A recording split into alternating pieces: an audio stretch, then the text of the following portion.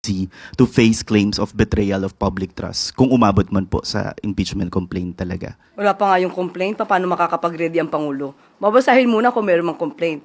At di umano, ito yung nakita na rin natin sa balita, na di umano na may lumapit sa isang mambabatas na mga supporters ng isang politician. So, at mukhang sila ay mga miyembro ng DDS.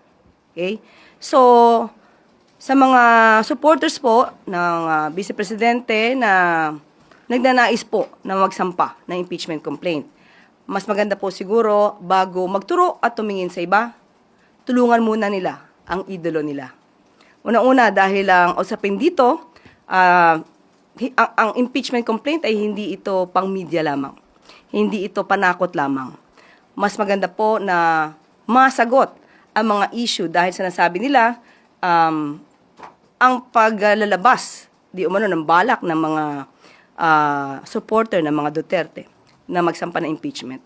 Sinasabi ng iba, ito para makaiwas di umano ang Vice Presidente sa mga isyung paglustay at mga di umanong pagtanggap ng pondo, milyong-milyong pondo mula sa mga drug lords. So mas magandang masagot po yan.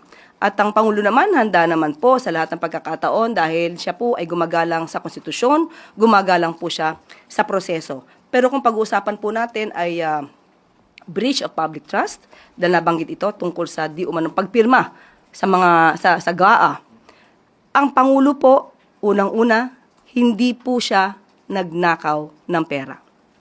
Pangalawa, siya po ang nagpapaimbestiga sa mga maaanumalyang flood control projects at maaaring naging sanhi ng korupsyon. Pangatlo, wala po siyang Mary Grace Piatos.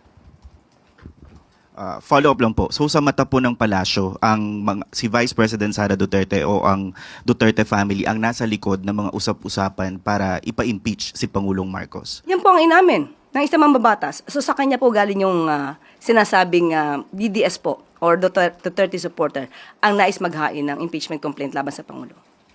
Follow-up mula kay Maricel